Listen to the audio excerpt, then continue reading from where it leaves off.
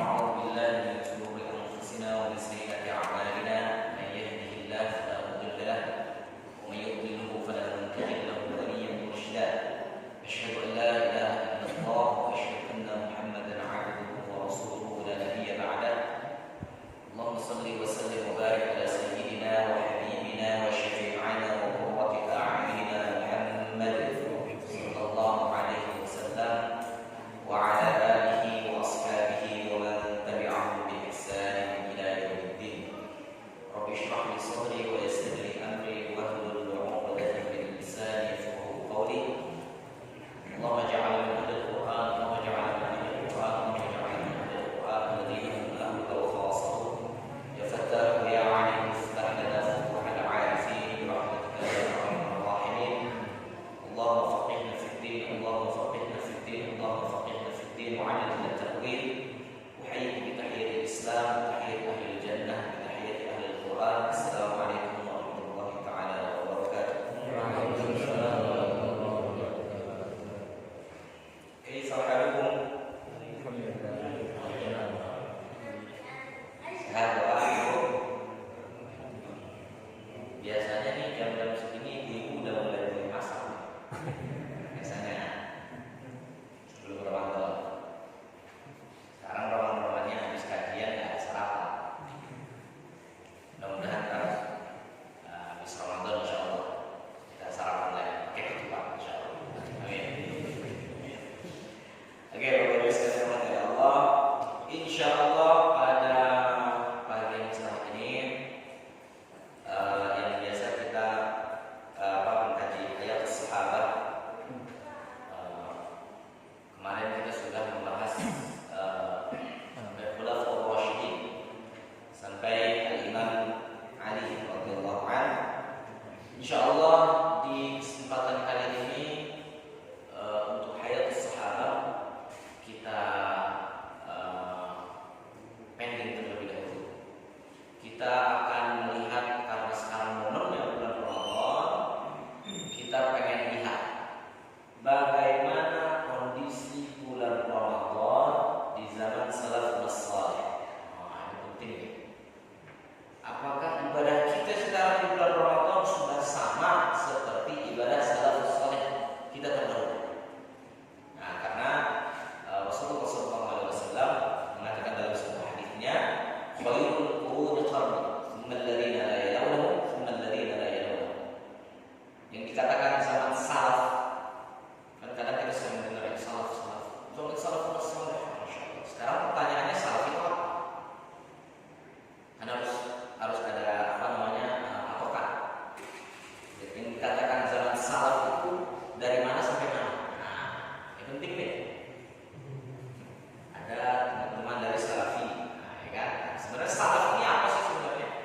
Patokan dikatakan salaf itu apa? Akhirnya menurut mengacu pada hadis ini, salaf ini adalah orang-orang yang hidup di 3 abad pertama. 3 abad pertama. Jadi khairul quruni qarni kata Rasulullah. Sebaik-baik zaman adalah zaman Rasulullah dan para sahabat. Tsumma alladziina la yalunhum. Kemudian setelahnya, maksudnya zaman tabi'in. Tsumma alladziina la yalunhum. Tsumma alladziina la yalunhum. Kemudian setelahnya, yaitu zaman tabi'in. Jadi 3 abad pertama dikatakan zaman salaf. Masuk abad keempat baru dikatakan khalaf. Jadi yang dikatakan zaman salaf yaitu 3 abad pertama. Kenapa dikatakan salafus saleh? Karena 3 abad ini dapat jaminan dari Rasulullah. 3 abad ini dikatakan sebaik-baik zaman karena mendapat jaminan langsung dari lisannya Rasulullah SAW. Jaminan langsung. Makanya ulama-ulama kita mengambil urusan-urusan usuli yang pakar dasar dalam fondasi agama itu diambil dari 3 abad pertama. Imam 4 mazhab, Imam Abu Hanifah, Imam Syafi'i, Imam Ahmad bin Hanbal dan Imam Malik bin Anas itu adanya di 3 abad pertama. Jadi 4 mazhab ada di 3 abad pertama. Jadi kalau yang pakai qunut subuh Imam Syafi'i salaf berarti. Yang nggak pakai qunut juga salaf. Yang nggak salaf, yang nggak sholat subuh. Itu kalau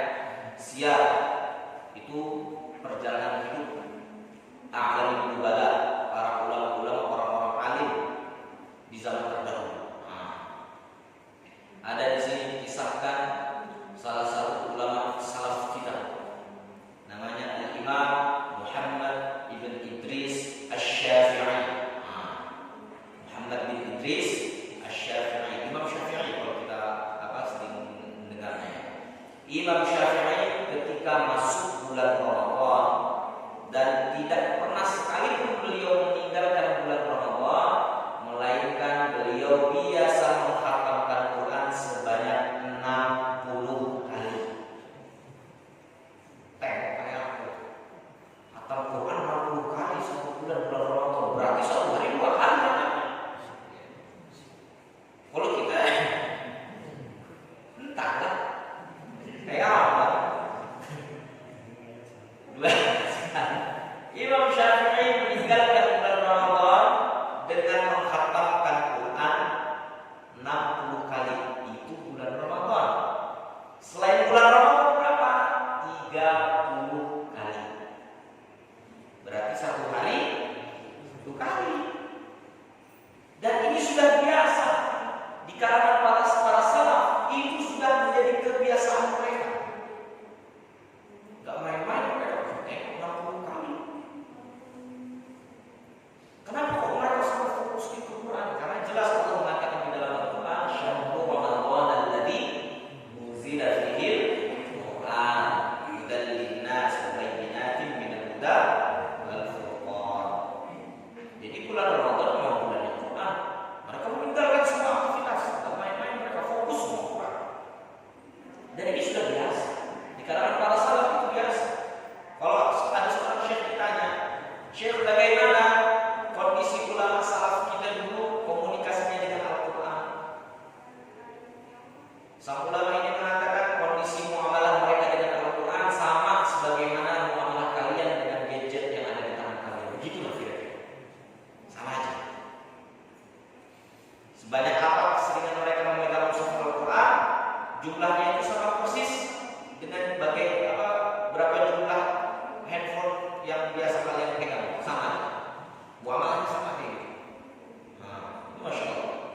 Bahkan ada dalam beberapa riwayat ini kondisi normal. Ada 3 ulama besar. Ada Imam Syafi'i, ada Imam Ahmad bin Hanbal, dan ada satu lagi saya lupa namanya. Pokoknya ada 3 ulama besar. Yang ini antara guru sama murid. Mereka guru sama murid. Pernah mereka dalam satu waktu sedang menginap dalam satu ruangan yang sama. Nah, Imam Syafi'i ketika di pagi hari bertanya kepada Imam Ahmad bin Hanbal, "Imam Ahmad, ya, ini Imam Ahmad ini muridnya Imam Syafi'i. Tapi guru sama murid beda mazhab, mantap ya? Beda mazhab. Muridnya bikin mazhab sendiri, namanya mazhab Imam Ahmad bin Hanbal, atau biasa kita sebut dengan mazhab Hanbali.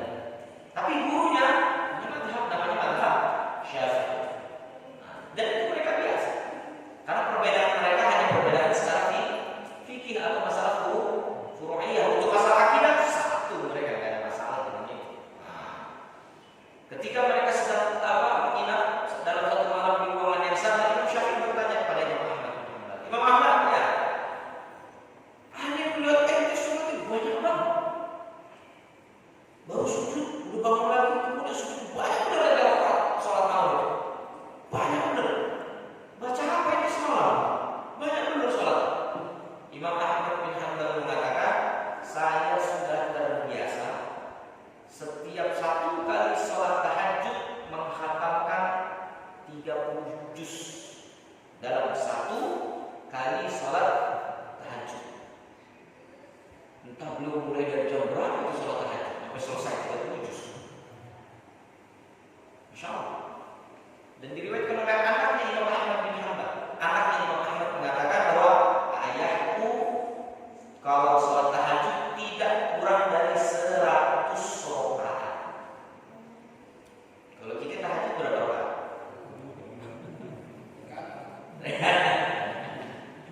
Entah, kita juga bingung kan. Imam Ahmad itu sampai 100 rakaat sholat tahajud. Di Indonesia masih debat aja masalah 23/11. Bingung saya. Yang penting mas sholat aja, mau 23 masuk ke sholat. Jangan pula 23 masuk ke jadi perdebatan. Ini repotnya kita. Nah, sampai segitu. Terus Imam Syafi'i bertanya kepada murid satu lagi, "Fulan, ya, ada lihat ente tidurnya udah tenang belum? Balik sini, bolak. Ngapain tadi semalam? Kok tidurnya nggak nyenyak sekali?" Nah, muridnya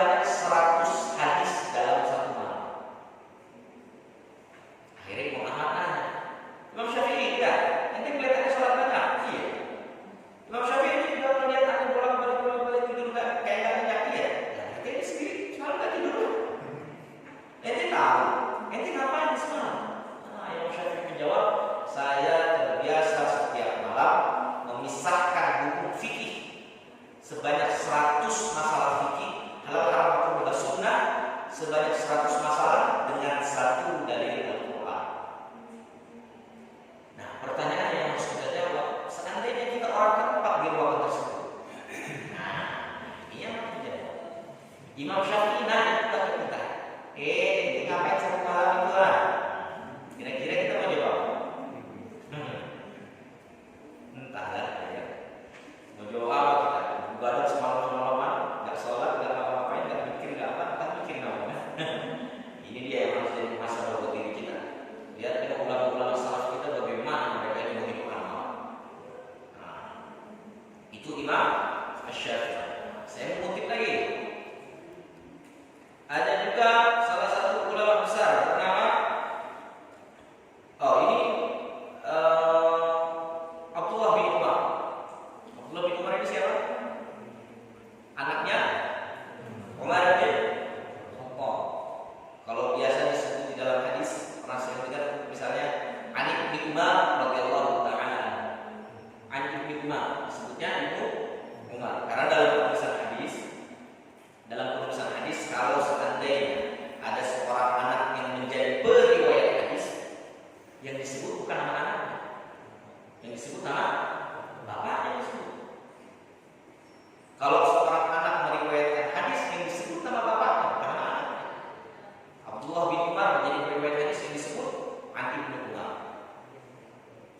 Ada Ani bin Abbas, Ani bin Mas'ud, yang disebut nama bapaknya bukan nama anaknya. Nama anaknya siapa? Ya Abdullah. Tapi yang disebut nama bapaknya. Ini sebagai isyarat bahwa apa yang dilakukan oleh anaknya, pahalanya pun akan sampai kepada bapaknya. Akan sampai kepada bapaknya tanpa mengurangi sedikit pun pahala si anak. Nah, itu enaknya kalau anak menjadi periwayat hadis. Kira-kira mau apa anaknya jadi periwayat hadis? Kalau masih bisa ya, kayaknya nggak bisa. Udah putus dari sana. Nah, ini Abdullah bin Umar yang disebut adalah nama bapaknya, kecuali kalau bapaknya non-muslim. Kecuali kalau bapaknya non-muslim. Ini khusus untuk bapaknya yang Islam, yang muslim, yang meninggal dalam kondisi muslim.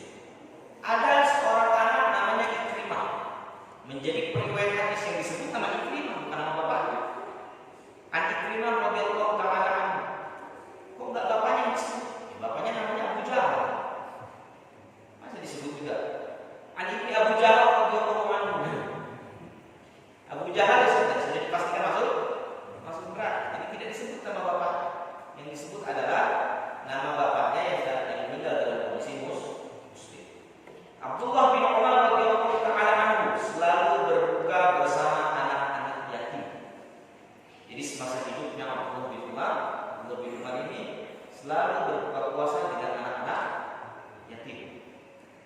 Dan Abdullah bin Umar ini adalah terkenal sebagai seseorang yang kalau mendengar hadis Nabi di waktu yang sama beliau praktekkan. Ini orang yang paling semangat mengamalkan hadis Nabi. Abdullah bin Umar itu pada suatu hari mendengar satu hadis ifsya'is salam, sebarkan salam. Apa yang dilakukan Abdullah bin Umar? Beliau langsung pergi ke pasar, dari ujung pasar sampai ujung pasar, dan ujung sampai ujung dia salaman semua orang. Assalamualaikum warahmatullahi wabarakatuh. Assalamualaikum warahmatullahi wabarakatuh. Terus dan belanja begitu aja.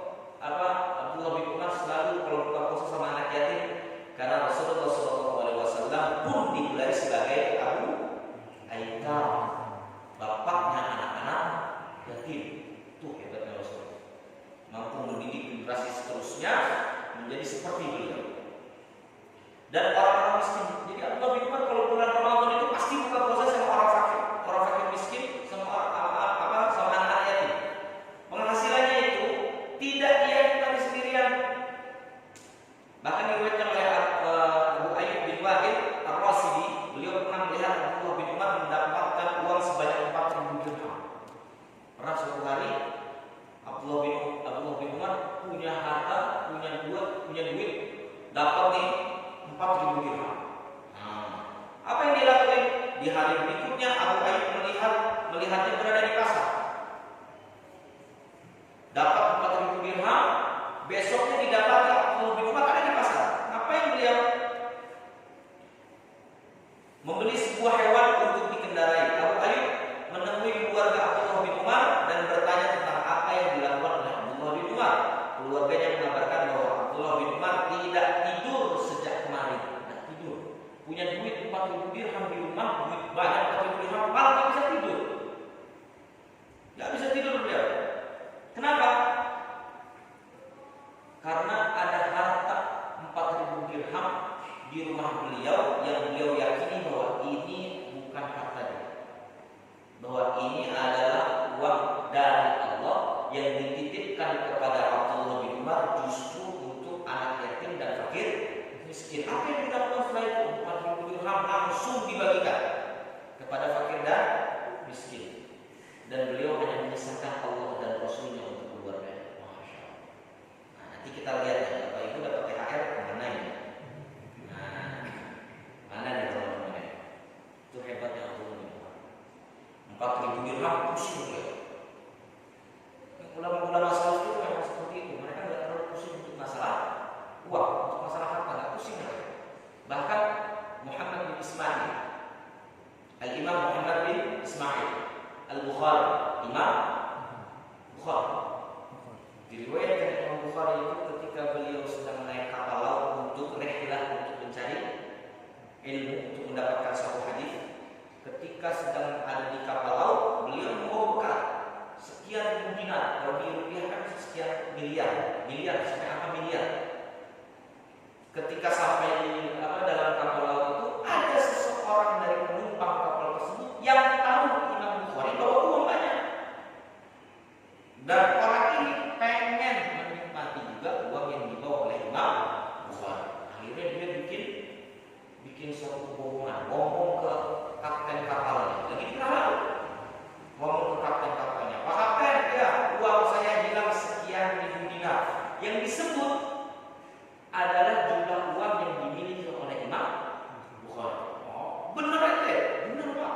Akhirnya dikumpulkan semua penumpang di kapal tersebut, diinspeksi semua, dicari uang, termasuk Imam Bukhari. Dicek juga duit, dicek Imam Bukhari nggak ada, uangnya nggak ada. Dicek seluruh satu kapal itu nggak ada, dari ditemukan uang sejuta itu. Selesai inspeksi, tidak ditemukan uang tersebut, ya sudah, akhirnya kapal itu normal kembali.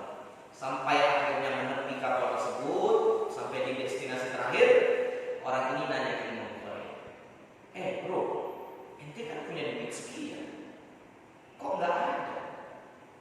Apa kata Imam Bukhari? Saya buang uangnya. Bayangkan duit sekian miliar dibuang mahal.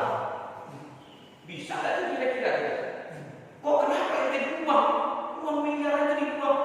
Saya tidak mau menurunkan reputasi saya sebagai seorang ahli hadis. Karena kalau tercatat oleh sejarah ada seorang periwayat hadis yang mencuri, hadisnya langsung turun derajat menjadi maudhu, palsu.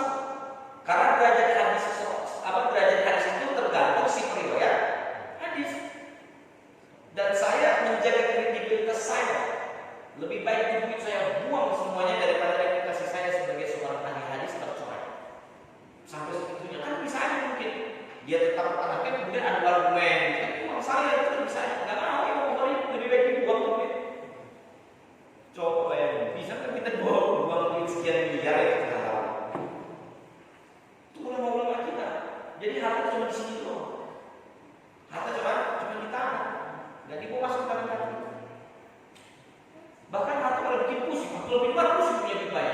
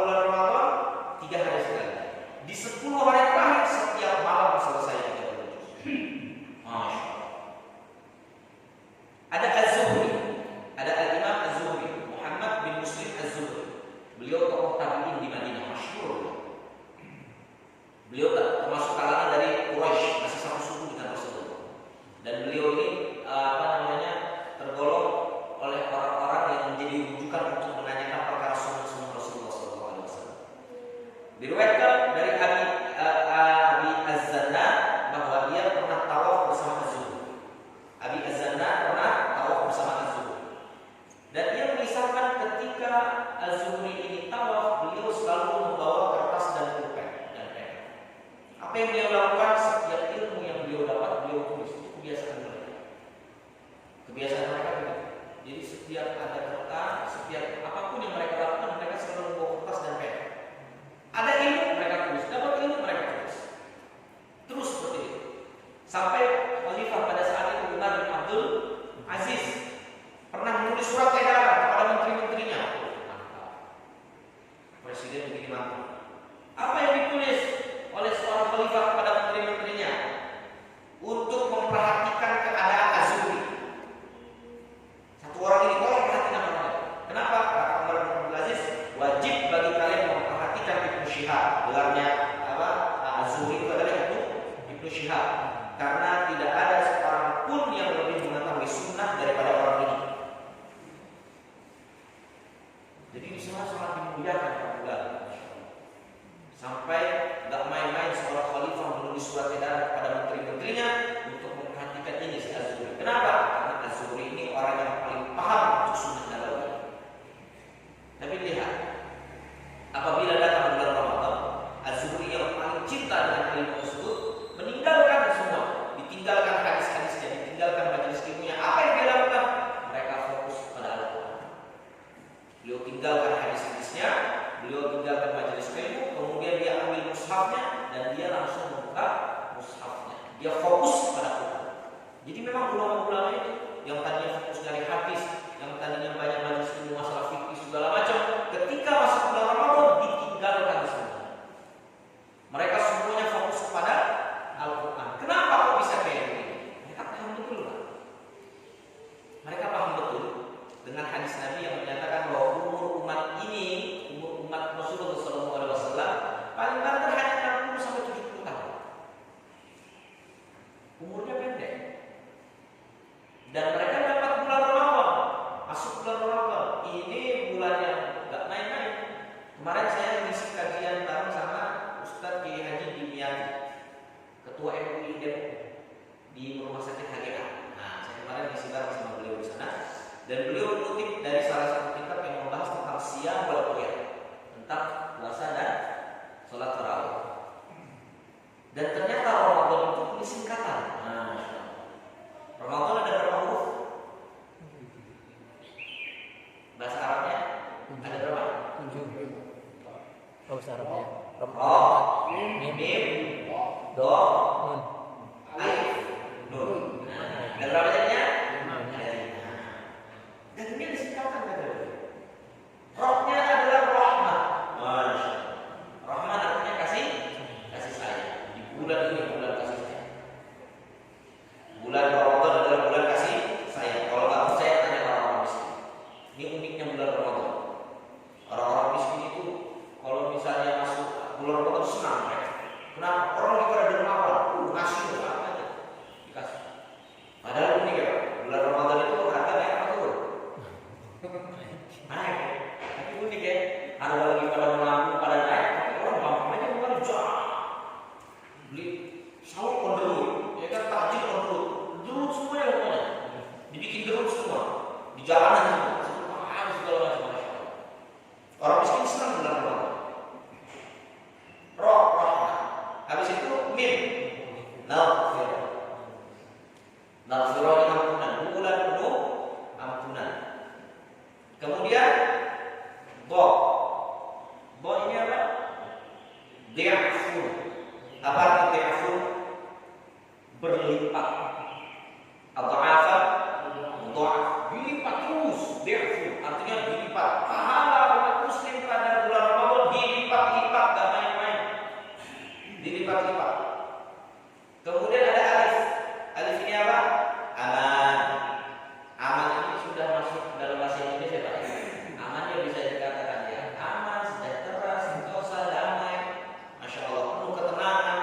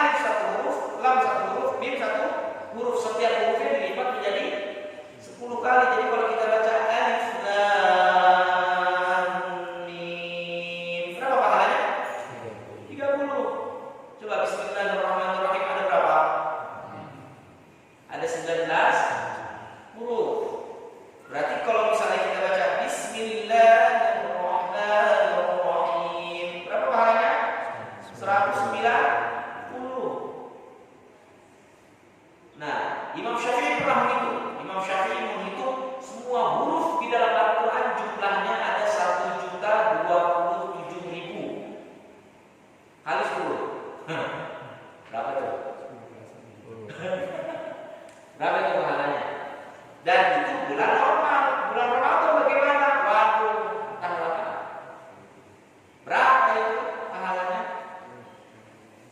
Nggak main-main. Makanya mereka semuanya merapatnya ke Quran.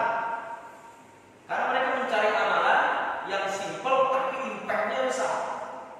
Bukan berarti meninggalkan amalannya aja, tidak. Tapi mereka fokuskan dari 100% aktivitas mereka bisa 80 sampai 90% mereka fokusnya di Quran. 10%-nya baru yang lain. Semuanya fokus ke situ, makanya main-main mereka. Masya Allah.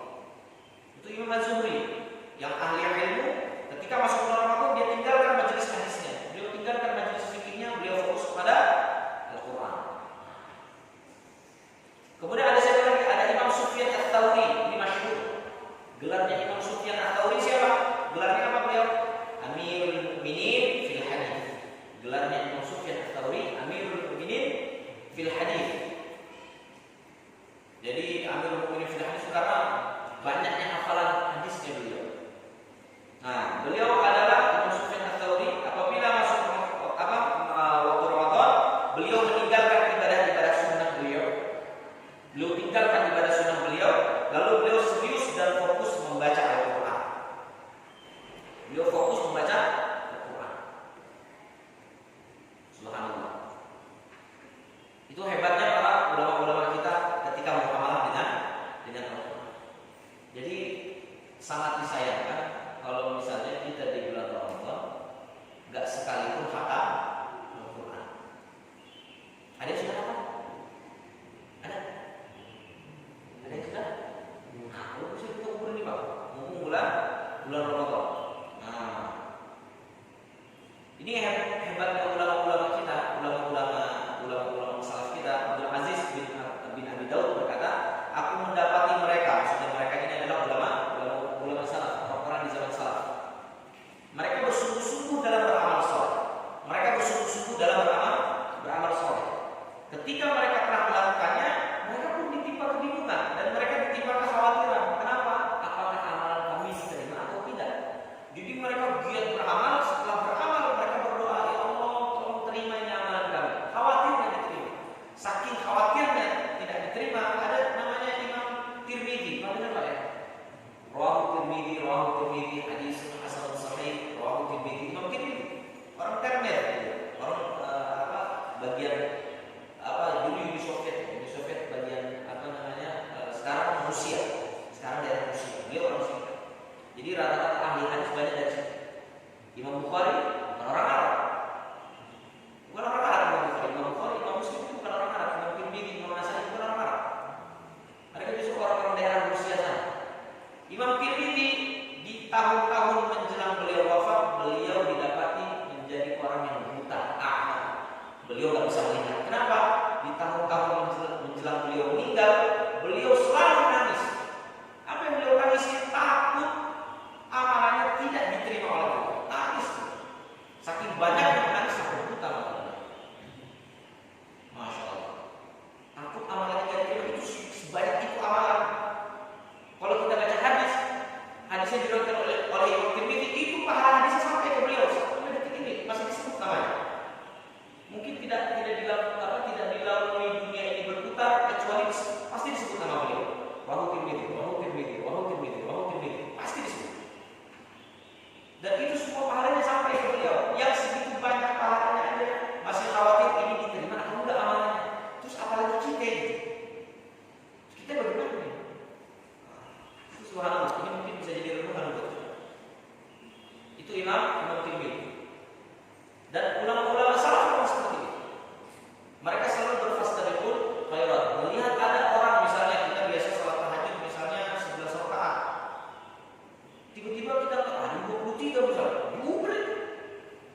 Saya tahajud harus 23 misalnya. Tiba-tiba ada yang sudah terus berkurang mereka. Jadi mereka ngintirin orang-orang satu sama lain. Yang diintirin bukan, yang diirikan itu bukan dari segi hartanya. Yang diirikan justru dari segi amal perbuatan mereka. Sampai Imam Abu Hanifah, Nu'man bin Bashir, nama asli Imam Abu Hanifah, ketika beliau meninggal, yang mandiin jenazah beliau bilang, sahabatnya yang memandikan jenazah Imam Abu Hanifah mengatakan apa? Hai Imam Abu Hanifah, kamu sudah menyusahkan kami. bukan nyusahin masalahnya kenapa bukan. Kenapa? Karena amalan ente nggak bisa kalian ikutin, nggak bisa ente amalan itu nggak bisa diikutin sama kita. Gimana? Apa yang dilakukan oleh Imam Abu Hanifah? Imam Abu Hanifah lebih dari 5 tahun beliau sholat subuh menggunakan wudhu sholat isya. Gimana caranya? Ada yang bisa? Lebih dari 5 tahun beliau itu sholat subuh menggunakan wudhu sholat isya. Tapi nggak bisa diikuti. Ini hebatnya. Kalau misalnya orang sudah syamah di hadapan Allah, atau syamah apa? Misalnya di jenggot yang lainnya hitam, ada yang putih satu sendiri, sudah beda di hadapan Allah. Allah akan bikin orang ini berbeda dari yang lain. Allah akan bikin orang ini dari semua umat yang lain pasti beda. Pasti beda. Kayak amal-amal itu Imam Syafi'i khatam Quran Ramadan 60 kali, hari biasa bukan Ramadan 30 kali. Gimana itu ngikutin?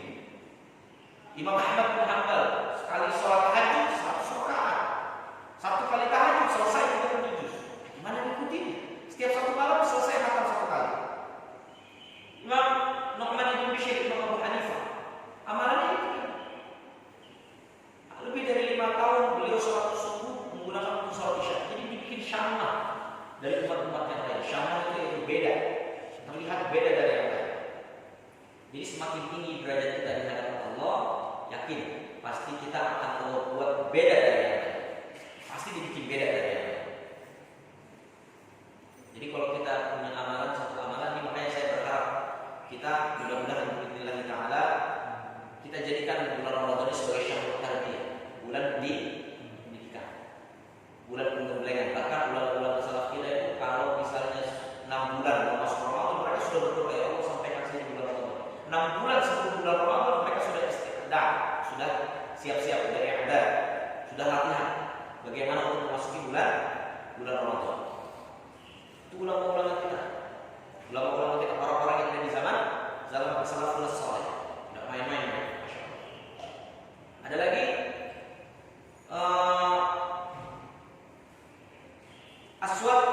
Al-Aswad bin Yazid. Ada ulama namanya Al-Aswad bin Yazid, menghatamkan Al-Quran pada bulan Ramadan setiap 2 malam. 2 malam khatam 1 kali, 2 malam khatam 1 kali. Beliau tidur antara maghrib dan isya. Sedangkan pada selain bulan Ramadan beliau menghatamkan Al-Quran selama 6 hari. Jadi kalau misalnya masuk bulan Ramadan 2 malam sekali khatam, 2 malam sekali khatam.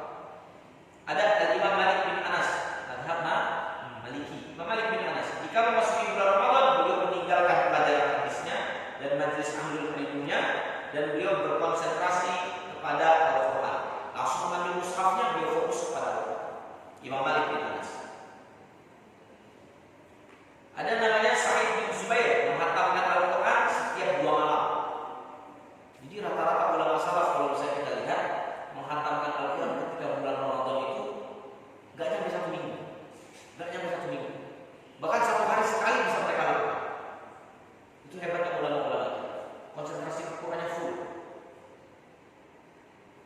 Itu hebatnya ulama. Makanya kalau misalnya kita ada pengukuran sekarang, berarti patut menjadi introspeksi buat kita. Ada apa sebenarnya?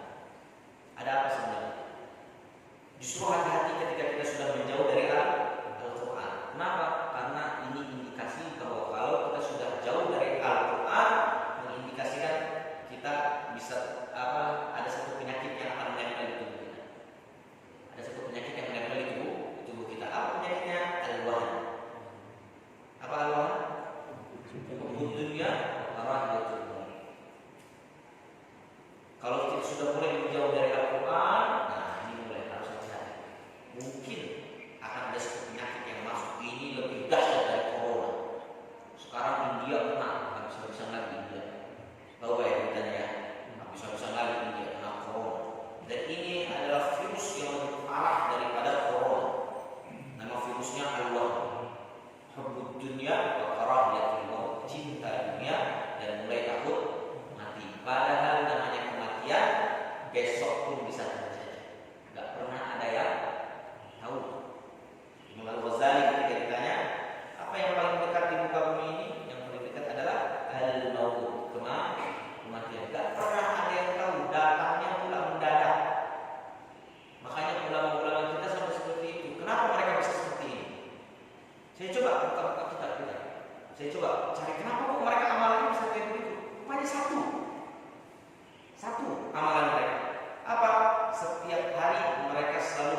sedih niat mereka, dan mereka selalu zikrul maut.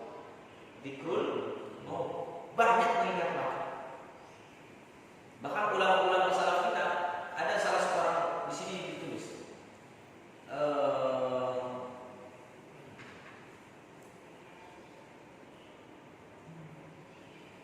ada Utsman An-Nahdi, Al-Imam Utsman An-Nahdi. Ketika beliau tidur, beliau seperti kacang goreng. Kata istrinya, tahu kacang goreng? Kacang kalau lagi digoreng, petak, nggak stabil, maksudnya selalu dalam kondisi tidak tenang. Kenapa? Karena beliau ketika ingin memejamkan matanya, langsung yang masuk di pikiran beliau apa? An-nar jahannam, neraka. Ya Allah, jangan jadikan mata ini terpejam. Kalau seandainya mata ini terpejam, saya khawatir bahwa mata ini ketika melek nanti di depan matanya adalah jahannam. Jadi dibikin gak tenang tidurnya. Bangun lagi kemudian langsung sholat lagi. Beliau menenangkan dirinya menggunakan metode sholat. Jadi beliau selalu zikrul maut, mengingat kematian, terus ingat kematian. Sampai akhirnya beliau tidak bisa melampaui batas amalannya. Dan ini memang metodenya begitu. Sholat itu susah, berat. Sholat itu perkara yang berat. Tapi lihat Al-Quran mengatakan apa?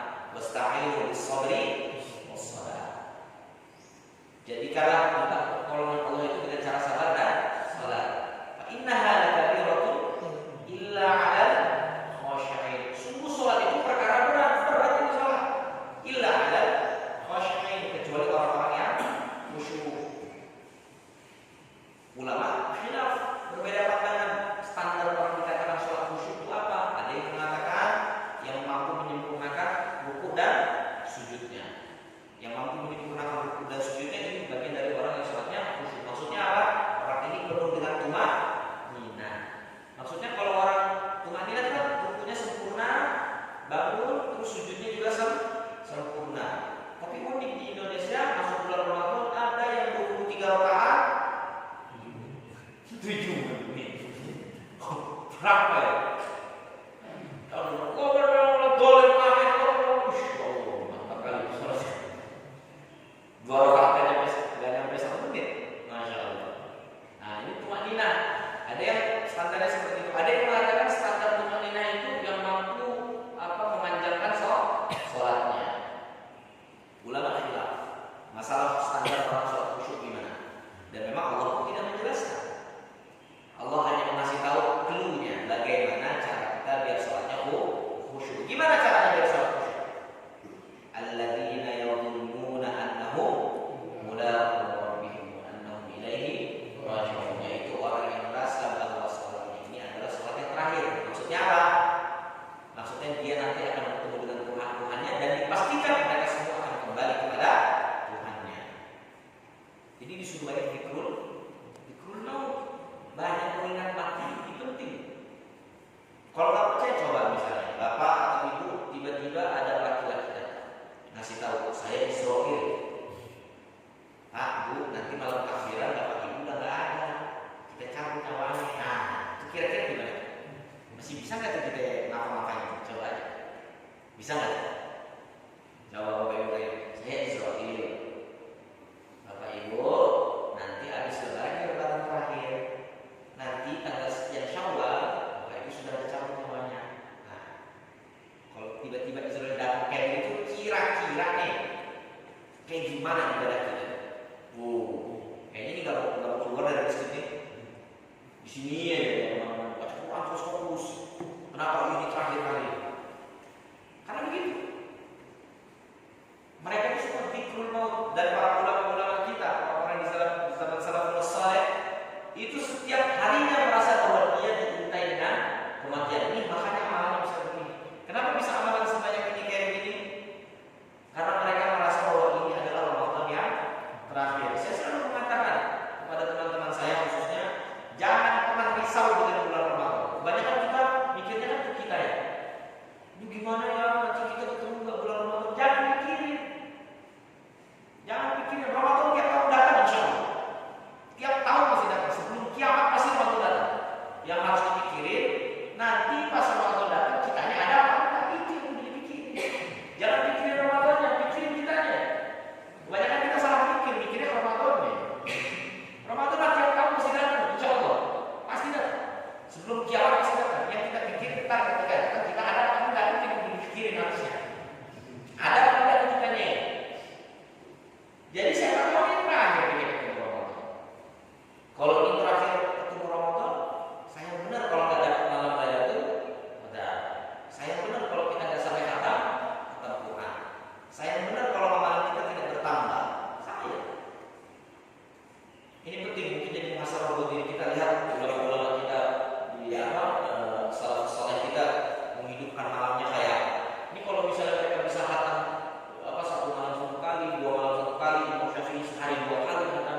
Kalau Imam Syafi'i sih saya nggak heran ya. Kenapa? Imam Syafi'i sudah hafal Quran 7 tahun.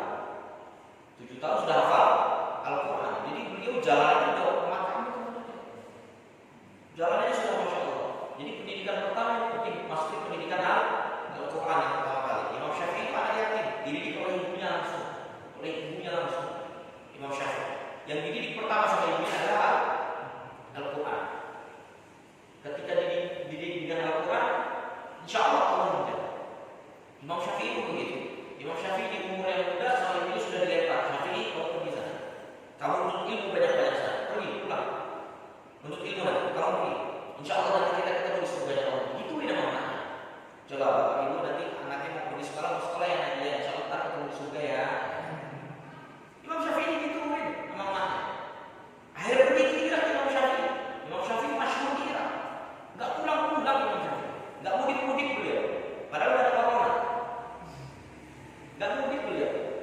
Imam Syafi'i.